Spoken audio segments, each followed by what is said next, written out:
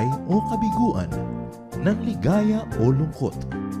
Kaya marapat lamang na tanggapin si Jesus bilang tagapagligtas at Panginoon.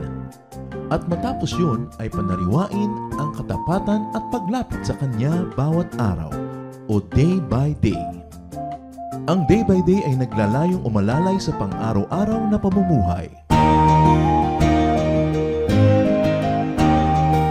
Narito po si Kuya Ed Lapis sa mensaheng pinamagatang It's Your Thought.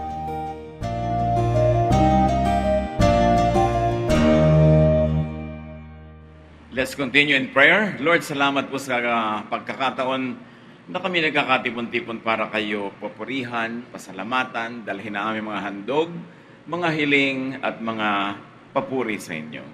Salamat sa pahiram niyong buhay, sa pag-iingat niyo sa amin araw-araw, maging sa aming mga mahal sa buhay, sa mga tuksong nalalampasan, sa mga trials, Lord, na napagtatagumpayan. At doon sa mga panahon na kami ay nalilito na kayo pa rin ang nagpapaliwanag ng aming isip. Salamat po. Humihiling kami ng patuloy na paglilinis, pagpapalakas ng aming loob, at nawa pagpapaliwanag ng aming isip upang lalo naming maunawa ang inyong mga salita, ma-i-apply namin sa buhay namin. At yung magandang kalooban nyo ang siyang maganap sa amin. Salamat. Kayo po ang hinihiling namin maging tagapangaral. May your voice be our guide, our healing, our anointing, our empowerment. In Jesus' mighty name we pray. Amen. Amen. Napakaraming laman ng ating isip kung minsan na hindi dapat nasa loob ng isip natin. Mga pag-aalala, mga takot, mga kung ano-anong pangamba na tumatanggal ng ating kaligayahan, nagbabawas ng ating kasiyahan, at nagdadagdag lang ng mga negative feelings sa ating buhay. Pero kung tutuusin, bakit merong the same phenomenon, pero iba-iba ang talab sa tao? Kasi may mga taong mapag-isip, may mapag-alala, at mayroong hindi. Ang ating pag-aaral ngayon, pinamagatan natin, It's Your Thought. Nasa pag-iisip, nasa paraan ng pag-iisip mo, ang lahat ng bagay. Matthew 6:25-27, I tell you not to worry about your life. Jesus speaking here. Don't worry about having something to eat, drink, or wear. Isn't life more than food or clothing? Look at the birds in the sky. They don't plant or harvest. They don't even store grains in barns. Yet your Father in heaven takes care of them. Aren't you worth more than birds? Can worry make you live longer? Maganda yung ending na tanong. Sabi gano'n, napapahaba ba ng pag-aalala ang inyong buhay? Sabi ng New International Version, can any one of you, by worrying, add a single hour to your life? Ano ang mapapala ng mahilig mag-alala at mahilig matakot? Immediately, the lesson is, do not worry. Have faith instead. Isa-isa lang ang pwedeng ilaman sa ating isip, sa ating puso. At pag puno na ito ng pag-alala at takot, wala nang space yung faith. Pero pag inilagay mo doon ng pananalig, ang paniniwala sa kalooban ng Diyos, ang pananampalataya, ang mawawala ng space ay yung worry, yung pag-aalala at takot. Ano-ano ang mga pinag-iisip nating nakakatakot, nakakapag-alala, nakakatanggal ng ligaya, at nagdadagdag lang ng hirap at bigat sa ating loob? So for your loved ones and for yourself, of course, it's important that you do your best to be strong and healthy, to be prepared for needs and emergencies, to be safe. These are all important. But then live and entrust the rest to God. Pag sinabing nananalig tayo sa Panginoon, sumasampalataya, hindi ibig sabihin, wala na tayong ginagawang hanap buhay. Hindi ibig sabihin, wala na tayong ginagawang paghahanda sa mga pangangailangan na darating. Hindi na natin ginagawa yung humanly possible para i-secure ang mga sarili natin. No, we do all that. Faith does not mean you don't do anything. In fact, faith, if it has no works, is dead. So you do what you can, and this is where faith works. After having done what you should and what you could, you leave the rest up to God. Parang nagtatanim ka. Ihahanda mo yung lupa, papayamanin mo yon, tataniman mo, didiligan mo, tapos magpapahinga ka na. Hayaan mo na ang Panginoong Diyos ang magpalaki. Once in a while, didiligan mo uli, aalagaan mo na naman, pero hindi mo huhugutin sa lupa, hindi mo bubuhatin yung lupa at tatanggalin yung takip para malang malaman mo kung lumalaki na nga ba yung halaman or not. Yun ang papel ng Diyos. Ang papel mo, gumawa ng kaya mo, at pag ginawa na natin yon, nasa sa Diyos na ang iba. So matapos mong turuan ng iyong anak na magpakabuti, magpakagaling, kung siya'y wala na sa iyong poder at malayo, huwag ka na mag-alala. Nagawa mo na yung dapat mong gawin. Kung meron ka nalang pwedeng gawin ngayon ay ipanalangin siya. Pero ngayon, hahayaan mo na ang Diyos ang kumilos, magpalago ng lahat ng naitanim mong mabuti sa iyong anak. Matapos kang mag-aral, nag-review, ipapasa Diyos mo na yung exam. Hindi mo dadaanin sa pag-worry. Matapos mong gawin ang practical, maaring nag-invest ka, naghanap buhay, ipapasa Diyos mo na ngayon ang mga darating na panahon na maaring magkaroon ng pangangailangan. So you do your part, and after having done your part, you relax and let God do His part. Why? Because worrying and being afraid does not and will not help. Sabi nga nung verse, sa pag-aalala, sino naman ang makakapagdagdag sa inyo ng kahit isang oras lang sa inyong buhay? Sa katunayan, iiksi pa nga yung buhay mo sa pag-aalala mo. Kaya mas mainam na ginagawa mo yung practical, tapos nananalangin ka, at may puwang na ibinibigay mo para sa Diyos, na kanyang-kanya lang, hindi ka nakikialam, hindi ka nangihimasok, hindi ka nag-aalala, hinahayaan mo ang Diyos na kumilos. Paano mangyayari yun? Na pwede kang magtiwala, pwede kang manahimik. Train your mind to reject negative, worrisome, and fearful thoughts.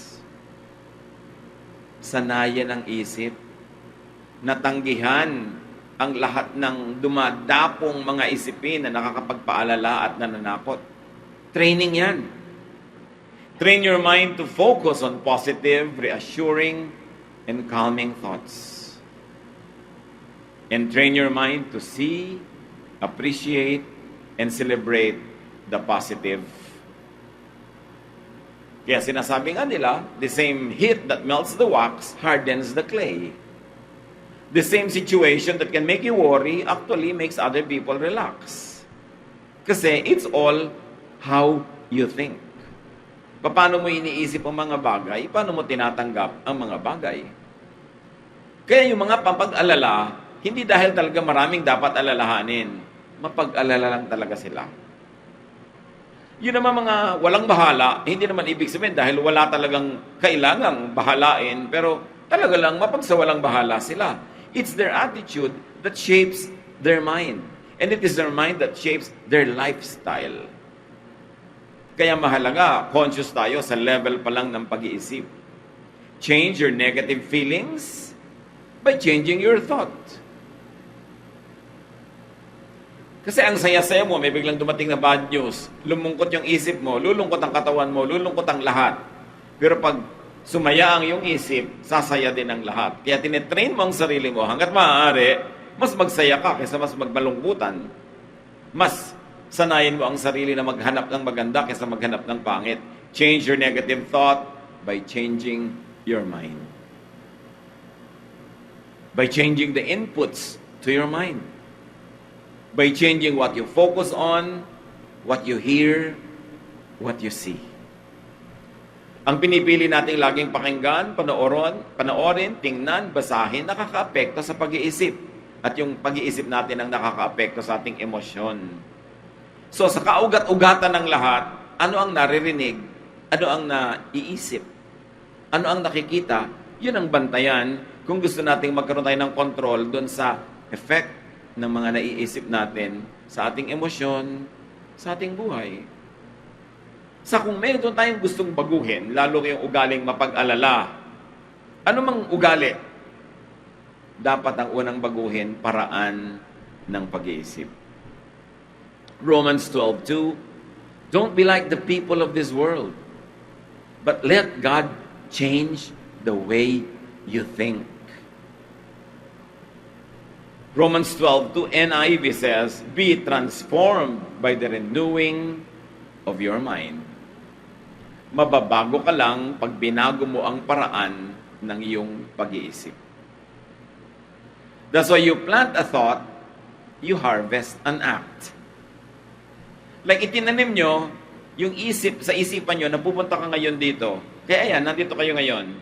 Nagtanim kayo ng isipin, nagbunga yan ng gawa.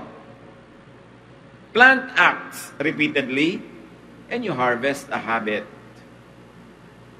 Yung iba sa inyo, habitually, nagpupunta na talaga dito kasi pinaulit-ulit nyo na. Kaya bumagyo, kaya umulan, kaya may rally, kaya ano man, andyan kayo kasi habit na eh.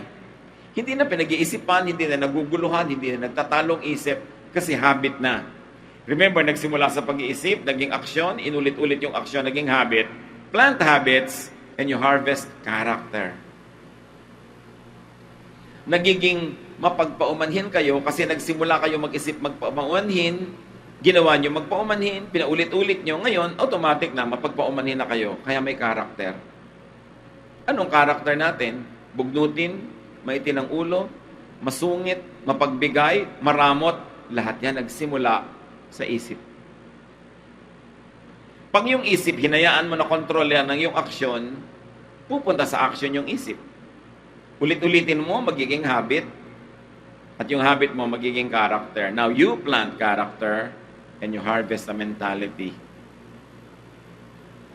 Ang hirap ng baguhin pag mentality na. Kasi, naging character na yun eh. Naging habit na. Naging repetitious act. Naging repetitious thought. Naging gano'n na yung tao. Plant character and you harvest a personality and a lifestyle. That's why if you want to change that, begin where it counts. Begin in the realm of thought. Maraming tao napapariwara, napapasama, nalalagay sa masama, sa pangit. Kasi yung thought pa lang, hindi niya kinontrol. Nag-iisip pa lang siya na, magtataksil kaya ako sa asawa ko. Dapat nung pa lang, kontrolin mo na. Pero pag ginawa mong aksyon, o nagtaksil ka nga once, tapos inulit mo, pinaulit-ulit mo, naging habit na. Mamaya, ganun ka na, karakter mo na yon. Ang hirap-hirap ng baguhin. Hindi mo nababago ang karakter ng ganun-ganun lang. Dapat mabago yung pag-iisip. Kaya may maraming mga tao nagbabago pag nag-retreat. Nagbabago pag umattend ng church o kaya nag-Bible study. Kasi ang talagang ina-address ng spiritual activities is to change the heart, the mind. At oras na nakumbinsa yung mind na yun na mag-change, susunod ang lahat. Kaya yan din ang target ng advertising. To control, to change, to influence your mind. To buy this. Kung hindi mo siya mabili dahil sa kanyang scientific qualities, mabibili mo dahil yung model maganda o may itsura at gusto mo maging tulad ng model na yon. Kaya puro appeal to the emotion, which really is an appeal to the brain, which will trigger the emotion. What components of your mentality don't you really want? Meron ba tayong mentalidad, ugali, asal na, kung tutuusin, ayaw naman talaga natin? What components of your mentality do not really help or uplift you? Identify such things because you can change them. Are you a worrier? Mahirap yon. Tulog yung iba, gising ka. Kasi nag-aalala ka. Nakakakain sila ng masarap, ikaw hindi. Kasi nagwa-worry. Payapa sila, tahimik, pero ikaw, naguguluhan. May bagyo, yung iba, sarap ng tulog. Ikaw naman, alalang-alala. Pero pareho lang kayong nandun sa loob ng bagyo na yon. Again, sinabi natin na hindi naman, kung hindi ka mag-aalala, wala ka namang ginawa. So kung kaya mong lumipat sa ligtas na lugar, tibayan yung bahay mo, magsuot ka ng floater o life vest para sure ka, gawin mo. Pero pagkatapos doon, at matapos mong manalangin, leave it up to God. Pero meron habang nagdadasal, ibinibigay sa Diyos yung problema. Pagka amen, sabi niya, akin na uli Lord yung problema. Siya na naman na magdadala. Kasi tapos na yung dasal. Walang naiba. Change anything or everything by changing the way you think.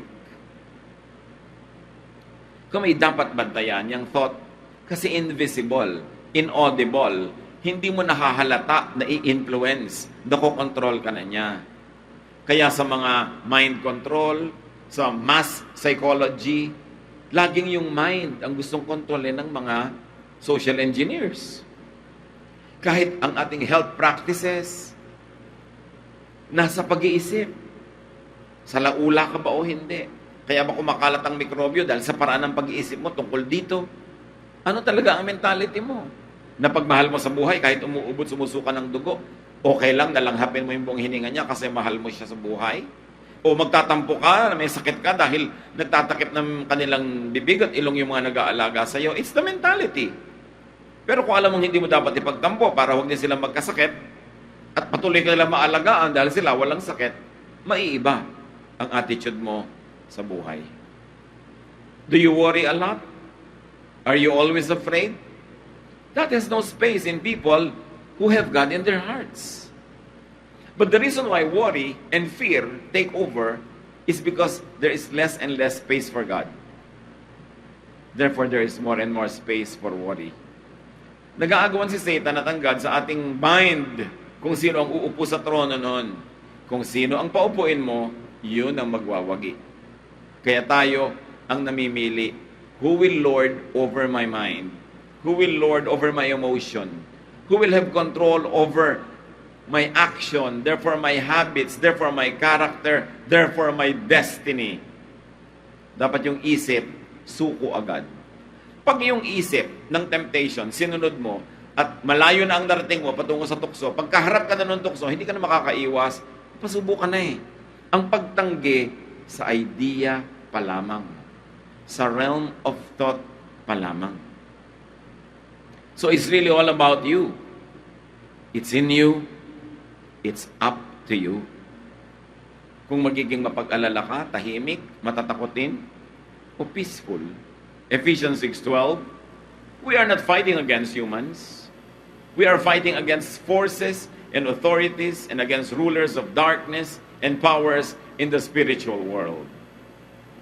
Isa sa mga ibig sabihin ito among many, ang tunay na kalaban mo hindi flesh and blood. Ang tunay na kalaban mo, spirito. In other words, ang tunay na kalaban mo is in the mind. In the realm of the invisible, the inaudible, the intangible, in the realm of thought. So fight in the mind. Fight at thought level. Fight and win in the realm of thought. At paano mananalo yon? Bawat isang ideya na malayo sa turo ni Jesus, bawat isang ideya na nagtuturo ng magulo tayo kaysa mapayapa, maging maibigin tayo, tinuturuan tayo maging magalitin imbes maibigin, tinuturuan tayo maging makasarili imbes maging mapagbigay, lahat yan isusuko agad sa Panginoon. At pag may naiisip ka agad na takot, pag nagawa mo na yung mga dapat para yung takot mo ma-minimize, kailangang tanggalin mo yun sa iyong isip. Sabi ng 2 Corinthians 10:5, we take captive every thought to make it obedient to Christ. Thought. Anong mga lumalabas sa ating isip? Anong mga nakakatha ng ating diwa? Isunod sa kalooban ni Jesus. At pag isinudod natin yon, doon mawawala yung ating mga walang basis na mga pag-aalala. Yung mga walang kabuluhan na mga takot. Magkakaroon tayo ng kalayaang magkaroon ng katahimikan kahit may problema. Kalayaang lumigaya kahit na imperfect ang buhay. Because you focus on the positive, you focus on the blessings of God, and you focus on the promises of God. It's all in the mind. Walang makakakontrol kundi ang sarili din natin. Kaya piliin natin mga kapatid kung sinong kumukontrol ng isip natin, sino ang umiimpluwensya. Kung minsan yung madalas mong kausap, nakaka-impluwensya yan sa'yo. Yung madalas mong pakinggan, panoorin, hinahangaan, nakaka-impluwensya yan. Doon pa lang mamili ka na. Saan ako dadalhin ng taong ito? Saan ako dadalhin ng ideya na ito? Saan ako dadalhin ng seminar na ito, ng school na to, ng church na to? Saan niya dadalhin ng utak ko? Bibihagin ba niya? Pabubuhayin ba niya ako sa takot, sa pangamba, sa pag-aalala? O makakalaya ako na magagawa ko ang tama at matapos magawa ko yun, malaya na akong mamahinga, tanggapin ko anong kalooban ng Diyos para sa akin after I have done my best. The battle is in the mind. Be conscious of that. At ngayon ang gagawin natin, we will all focus on how we think. Let us bow before the Lord and consider, how do we think? Sino ang umi-impluwensya sa akin? Itanong niyo sa inyong sarili. Ano ang mga pinapayagan kong makahubog, makakulay, makaakay ng aking isip? Saan ako dinadala? Sino ang mga good and bad influences in my life? Lord, habang ang inyong mga anak ay nagbubulay-bulay, nag-iisip, ipakilala niyo sa amin ang aming mga sarili. Ipakita niyo ang katotohanan tungkol sa amin. Makita namin kung anong pag-iisip namin ang pumupunta sa worry, fear. Teach us to control our minds, to control the way we think, and to bring every thought captive to the idea, to the concept, to the teachings of your Son, Jesus. At nawa, habang ito ginagawa namin, dagdagan niyo aming pananalig, ang aming pananampalataya, at ito'y magbunga ng kapayapaan, katahimikan, katiwasayan sa aming buhay. Huwag nating madaliin, bulay-bulayin natin ang mga katotohanan ito. Think about how you think and surrender your thought pattern to the Lord. If you're already good, then be better. If you're better, then be the best. Because room for improvement is the best room in the world, the largest one in the world. Lord, as your people are silent before you, teach us to analyze the way we think. Ma-isolate namin yung nagbibigay sa amin ng needless worry, and teach us to have more faith in you. Magbulay-bulay tayo sa tulong ng Espiritong Banal.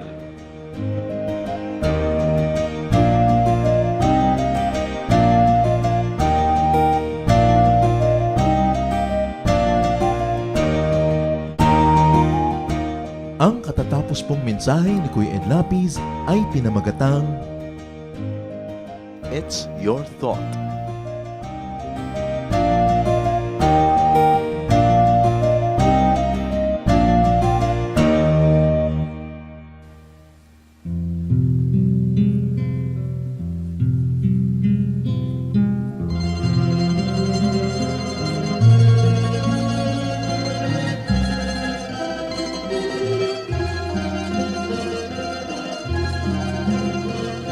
Nagdaan ng kahapon, iniwan ang layon, subalit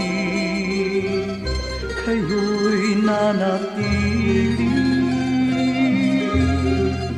Ako'y piring man sa bukas, tadhana'y lumipas, panatag sa inyong kanlili. O Jesus, sa ulayaw, hatid sa aking buhay, magkapay sa paglalakbay, kaibigan kang tunay, dagli ang karamay, kailanman di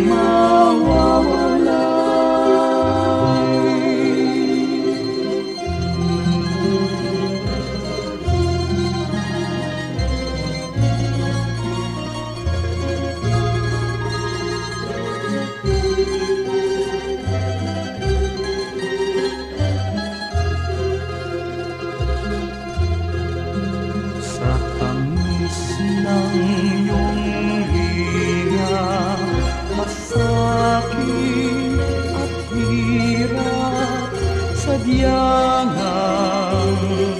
hindi mananaig. O Jesus, kaulayaw,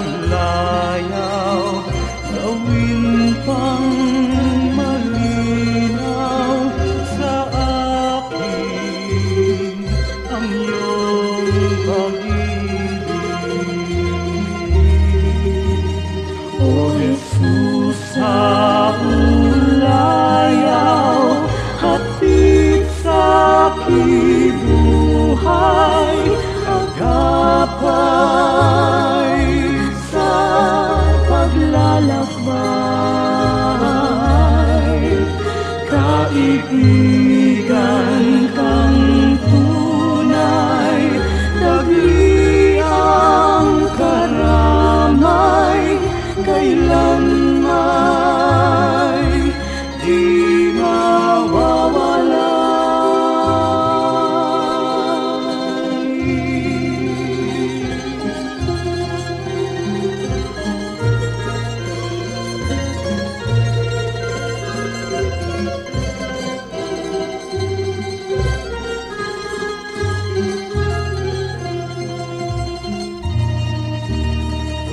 Jesus sa ulayaw, hapit sa kibuhay, sa tuwina'y lunas ka sa aking lumbay, sa pag-ibig niyong alay, nasa dalisay ang puso ko'y humihimlay. O Jesus sa ulayaw, hatid sa kibuhay, agapay sa paglalakbay,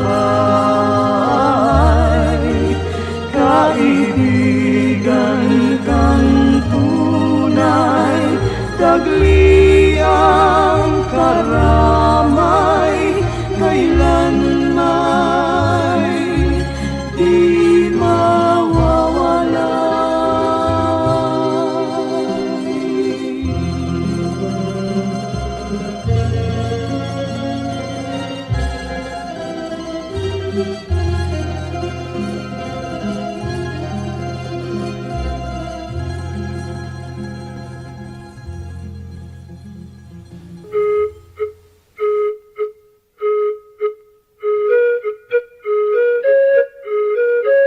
Dumako po tayo sa mga hiyas ng bayan, mga bagay po na maaari nating kilalanin, pag-aralan, ipagmalaki bilang mga Pilipino, hindi naman para magyabang, kundi para magkaroon po tayo ng mahalagang pagtingin sa ating mga ninuno, sa ating nakaraan at sa ating sarili. Sabi nga po, ang hindi lumingon sa pinanggalingan ay hindi nakararating sa paroroonan. Kaya mahalaga rin naman na atin pong pagbulay-bulayan, pag-aralan, yung mga karunungan ng ating bayan. At ngayon po ang ating hiyas na itatampok ay isang kasabihan. Bakit po hiyas ang kasabihan? Sapagkat bago naman tayo makagawa ng isang kasabihan, kailangan ng napakahabang panahon, ng pag-aaral, ng pagmamatyag, at ng isang sensitibong puso sa mga katotohanan sa daloy ng buhay. Bawat isang kasabihan po ay maaaring isa o maraming buhay na nagtulong-tulong, nagsama-sama upang makita ang mga batas ng buhay, ang mga daloy ng mga katotohanan. Kaya nga po ang isa nating pagbubulay-bulayan ngayon na kasabihan ng ating bayan na hinango po sa koleksyon ng UP Cultural Dictionary for Filipinos ni Thelma Quintanar at mga kasama. Sabi po ng kasabihang ito, ang bayaning masugatan, nag-iibayo ang tapang. Tama nga naman po. At ito po, kung ibabase natin doon sa kanyang pangunahing kahulugan, yun pong literal, ay totoo naman. Sa mga larangan ng digmaan, yung mga bayani, yung habang nasusugatan, habang tinatamaan at nagdurugo o kaya po ay lumilipad ang mga punglo sa paligid, ay lalong tumatapang. Yun po yung mga bayani, siyempre may mga duwag na pag nasugatan, umaatras naman. Pero ang mga bayani, pag nasusugatan, nag-iibayo pa ang tapang. Subalit higit po dito sa pangunahing kahulugan nito na yung literal, ay meron pa pong malalim na kahulugan siyempre ang hiyas ng bayan na kasabihan na ito. Na ang taong talagang matining ang loob, ang taong talagang mahusay ang kalooban, ang tao na talagang magiting ang kanya pong pagkatao, habang siya po ay hinahamon ng mga nakapaligiran, habang siya po ay pinipilit na ikulong, ay lalo naman siyang nagpipilit na makalaya. Habang siya ay minamaliit, ay lalo naman niyang pinapatunayan ang kanyang kadakilaan. At habang siya po ay pinahihirapan sa kanya pong pagtatangkang makamit ang kanyang minimithi, ay lalo naman po siyang nagsusumigsa at lalo naman siyang nagsisikap na malampasan ang mga hadlang na ibinibigay sa kanya. Yan po ang tunay na kabayanihan. Hindi madaling matakot, hindi madaling umatras, hindi ningas kugon, hindi madaling panghinaan ng loob, at hindi madaling alisan ng damdaming marubdob upang maituloy ang mga dakilang adhikain. Yan po ang isang tunay na kabayanihan. Hindi madaling pigilin ng mga kalungkutan, hindi madaling pigilin ng mga balakid o hirap. At yan po ang isang tunay na kabayanihan. Yung pong tayo ay magkaroon ng isip na kapag naidalangin na natin at nadesisyon na natin gawin ng isang bagay, hindi tayo madaling hadlangan. Habang nagkakaroon ng hadlang, lalong tumitibay ang ating determinasyon na ito'y malampasan. Habang tayo nasusugatan, lalo tayong tumatapang. Yan po ang isang magandang kaugalian ng ating bayan na dapat nating alalahanin. Hindi po yung ningas kugon na sabi ng mga banyaga tungkol sa atin, kundi yung kasabihang ito, ang bayaning masugatan, nag-iibayo ang tapang.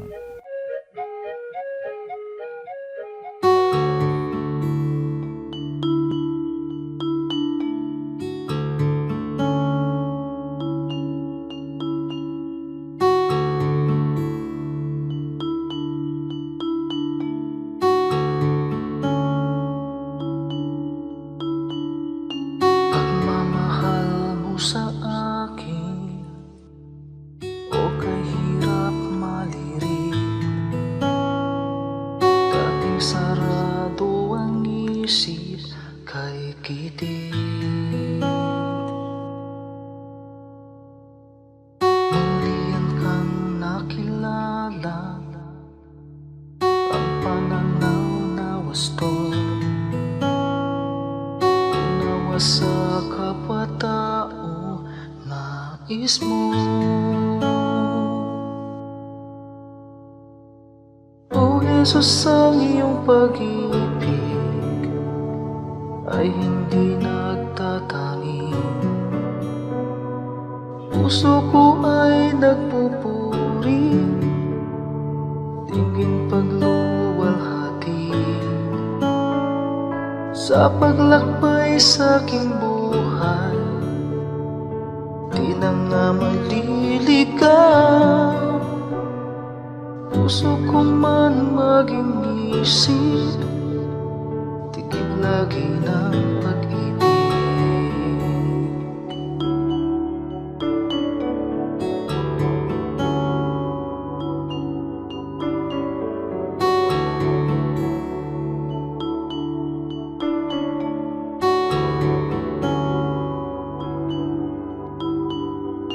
Kung ako'y magsalita man, wika ng bawat tao,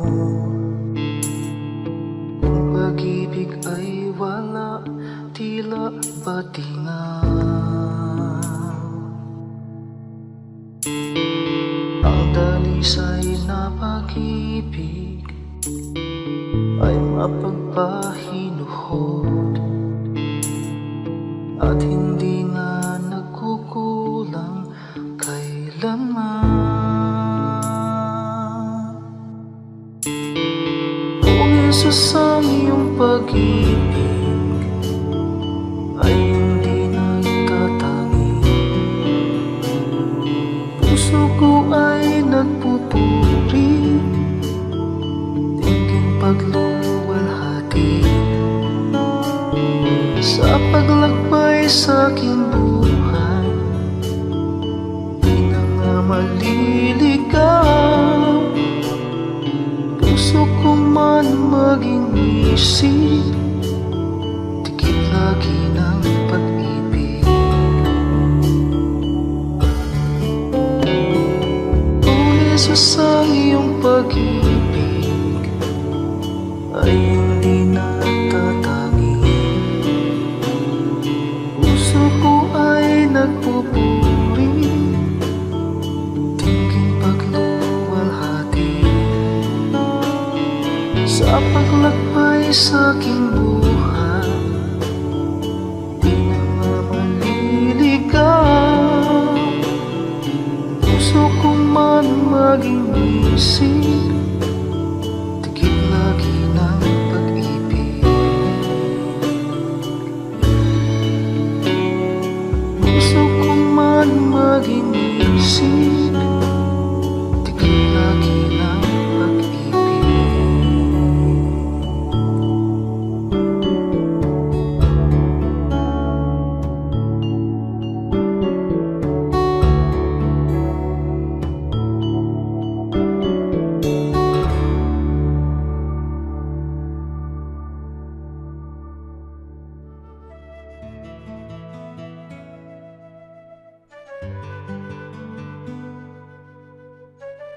Bakit bayani ang turing kay Lapu-Lapu? Siguro maganda muna na ating bigyan ng kahulugan ano ba yung bayani. Sa oras ng kagipitan, pagka sinasakop ang iyong bansa, yung ikay pumatay o mamatay para sa iyong bayan, kabayanihan. Sa oras naman ng kapayapaan, yung ikay maging mahusay na mamamayan, mabunga, masipag, masunurin sa batas, iyon ang bayani. Maraming uri ng kabayanihan at yung kay Lapu-Lapu kaya kinikilalang una sa mga nagtanggol ng dangal ng bayan laban sa mga banyaga na gustong sumakop dito. At dumating si Magellan sa Mactan hindi naman para makipagkaibigan kundi para sakupin ito at paluhurin sa hari ng Espanya. Kaya ang ginawa ni Lapu-Lapu, ipinagtanggol niya ang dangal ng kanyang lahi, ng kanyang bayan at nakidigma. Hindi lang sila lumaban, nanalo sapagkat umatra sa mga Kastila at napatay nila si Magellan.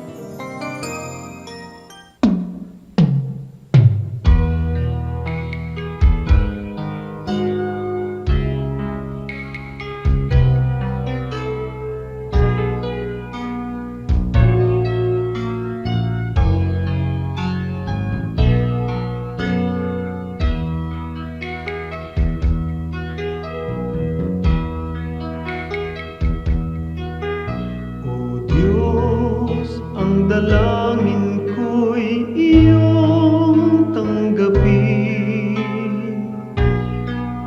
na maging karapat-dapat sa iyong paningin.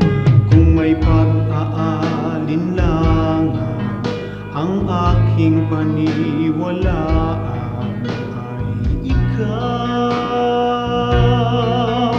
O Diyos, ang kailangan ko'y iba yung lakas upang di ko natahakin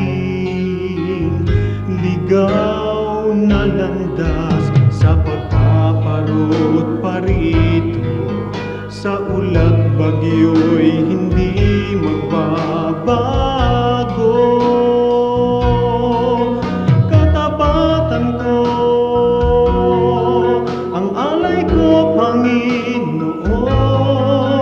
Katapatan ko, sa'yo'y panghabang panahon.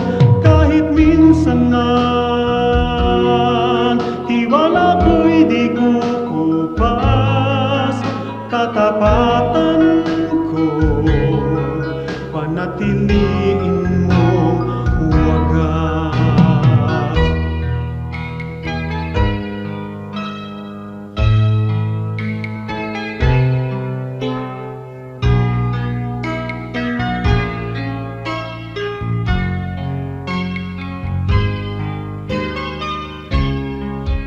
Sa pagpaparot parito, sa ulat bagyo'y hindi magbabago. Katapatan ko, ang alay ko, Panginoon. Katapatan ko, sa'yo'y panghabang panahon. Kahit minsan man tiwala ko'y di kukupas, katapatan ko, panatiliin mong wagas.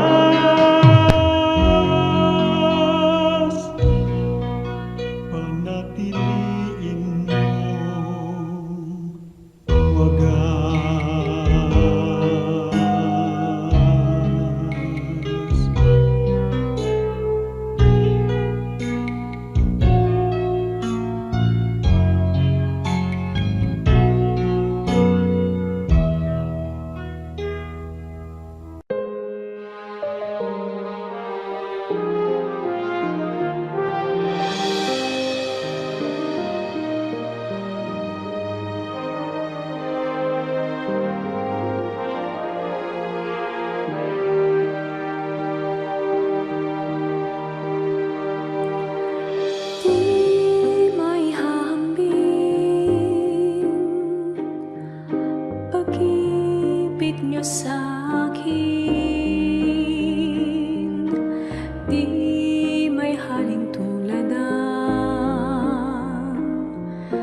wagas niyong pagtingin, ang iyong pagmamahal, sadyang walang hadlang, wala sa kalagayan at katayuan.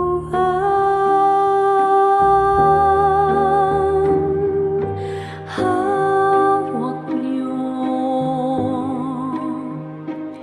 aking kamay sa tuwing nanananglahay at sa tuwing magkamali,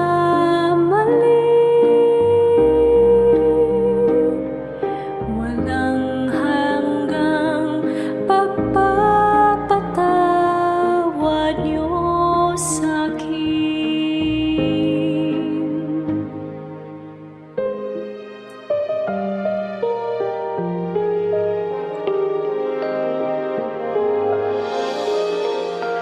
Di may hahambing pag-ibig niyo sa'kin, di may halin tulad ang wagas niyong pagtingin, ang iyong pagmamahal, sadyang walang hadlang, wala sa kalagayan at katayuan.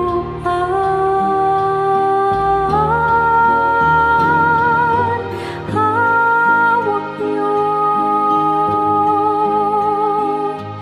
aking kamay sa tuwing nanananglahay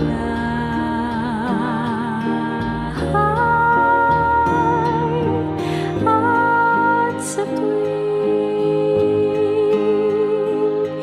magkamali, walang hanggang pagpapatawad niyo sa'kin, sadyang di mapigil ang kabutihan niyo, kahit tumigil pag-ikot ng mundo, sa'king kahinaan di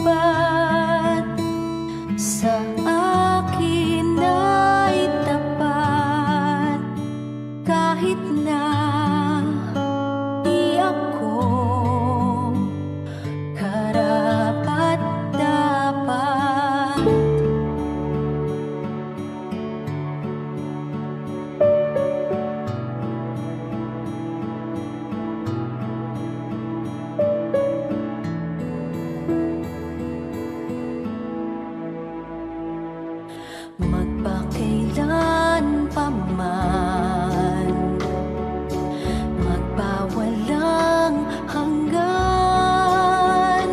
Pag-ibig niyo sa akin di nababago ng hangin, kahit saan pa man, kahit na sino man.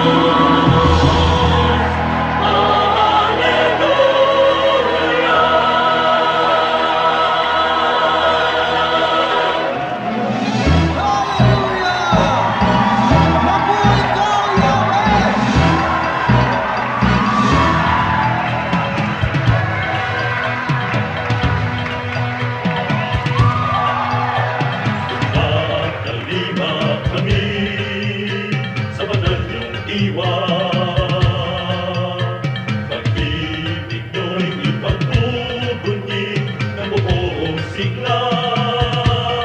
Ating ialay tong awit sa Diyos Ama, ihayag ang ligayang nadarama, isigaw sa lahat ng bansa, Alleluia.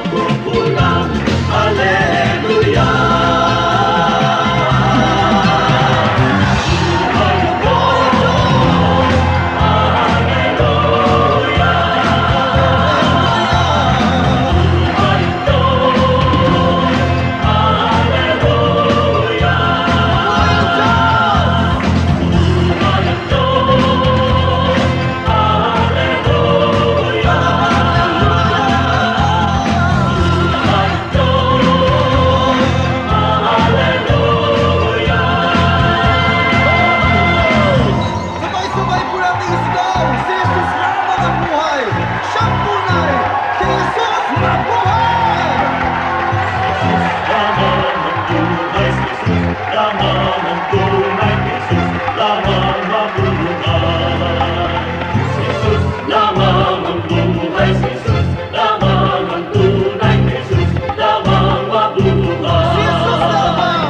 Jesus lamang ang buhay, Jesus lamang ang tunay, Jesus lamang mabuhay. Ang iyong liwanag ang magsisilbing tanglaw, sa Luzon, sa Visayas at Mindanao. Isa lamang ang ating sigaw, Alleluia!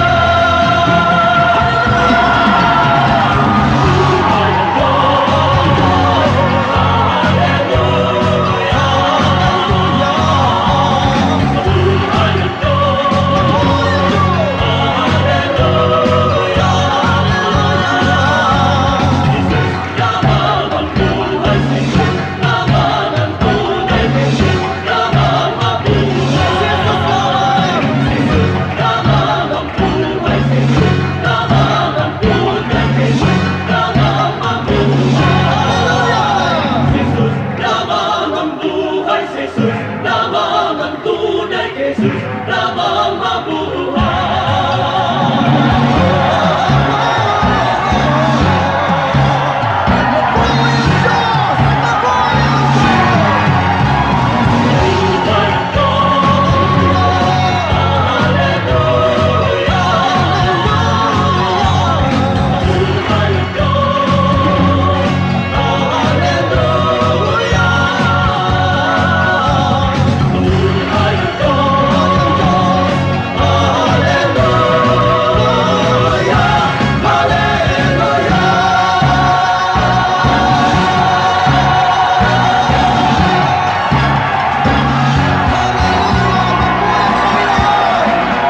Diyos ng Pilipinas!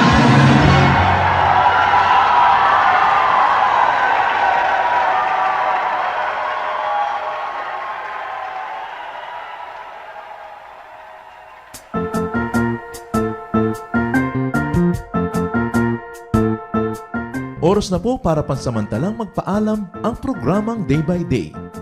Tayo po'y magsama-sama tuwing ika-6 hanggang ika-7 ng umaga, araw-araw. Magandang umaga po at mabuhay ang Panginoong Hesus!